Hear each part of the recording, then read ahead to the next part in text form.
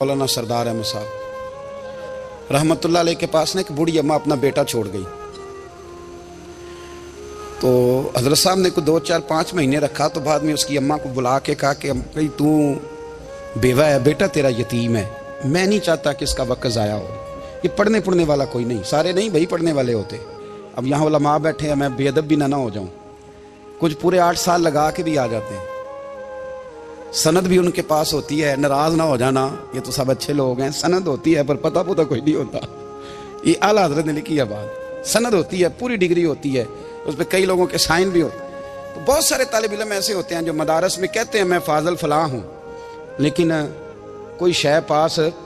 तो मौलाना सरदार अहमद साहब मुहद्दिस आज़म पाकिस्तान रहमतुल्लाह अलैह उस बूढ़ी को कहने लगे तेरा बेटा कौन देना है, पढ़ना पढ़ाना इसने कुछ भी नहीं, तो यतीम बच्चा है, कल को तू कहेगी कि मेरे बेटे ने वक्त ज़ाया किया तो वापस ले जा।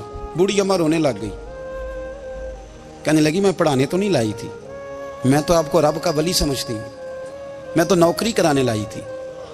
नौकरी हजरत अनस बिन मालिक कहते हैं मेरी अम्मा भी हुजूर की बारगाह में दे गई थी। हुजूर की बारगाह में ये नहीं कहा था कि या रसूलल्लाह पढ़ा दें, हाँ हाँ मैं जिम्मेदारी से बात कर रहा हूँ। ये नहीं कहा था हुजूर मुजाहिद बना दें, ये थोड़ी कहा था कि या रसूलल्लाह सल्लल्लाहु तआला अलैहि वसल्लम से मुफस्सिर मुहद्दिस मुहक्किक मुफ्ती बना दें। हजरत अनस की अम्मा कह गई थी सोनिया जब तक ये रहेगा ना आपकी नौकरी करेगा, ये घर के काम काज करेगा, ड्यूटी करेगा, हुजूर ये आपकी नौकरी करेगा। तो मेरे महबूब ने फिर दुआ कर दी, अल्लाह इसे बरकत अता फरमा। तुम समझता है खिदमत वाला खाली रह जाता है? जितना जायका खिदमत वाले को मिलता है, जो उसके नसीब में आता है, वो किसी का नसीब कहां भाई। हजरत अनस कहते हैं हुजूर ने दुआ कर दी, बरकत की।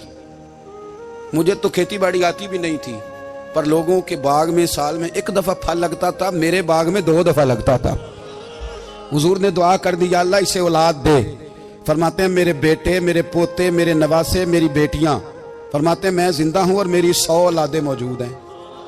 परेशान हो गया 100 सुन के बच्चे 2 ही अच्छे, 100 औलादें मेरी मौजूद हैं। हजरत अनस बिन मौलाना सरदार अहमद साहब के पास ना छोड़ गई बच्चा, कहने लगी हजरत जी मैं को पढ़ाने के लिए थोड़ा छोड़ गई हूँ, मैं तो इसलिए छोड़ के गई हूँ कि आप मेहरबानी करें, खिदमत कराएं। तो हजरत जी कहने लगे कोई ऐसा काम ही नहीं, खिदमत वाला क्या कराऊं। कहने लगी पट्ठे पवा लिया करो जी। हूँ लड़ पेंदे ने, कहने बच्चे काम करते हैं मदरसे का। हालांकि अब कहाँ बच्चे काम करते हैं, अब तो गुजर गया दौर, अब तो बच्चे काम कराते हैं। अब बच्चे भी नाराज हो रहे हैं, घूर घूर के देख रहे हैं। सही पह रहा हूँ आपको, बच्चे काम कराते हैं, बच्चे कहाँ काम करते हैं। कहने लगी ये चारा डाले करेगा आपकी भैंसों को।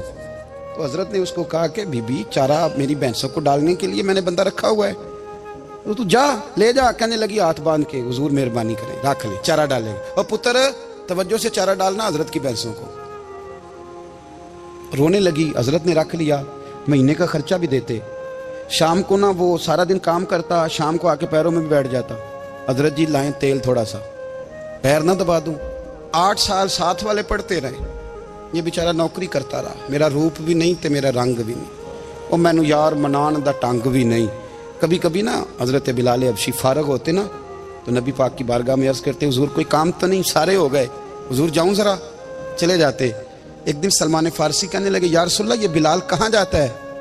फरमाया जा देख के तो आ। हजरत सलमान वापस आए तो आके रोने लगे, कहने लगे सोनिया जब यहाँ से जाता है ना तो जाके सैयदा फातिमा की चक्की पीसनी शुरू कर देता, बीबी साहबा के काम करने लगता है, घर में जाके स्नैन की ड्यूटी करता है, वहां भी काम यहाँ भी काम। वो चारा डालता रहा, उसने चारा डाला।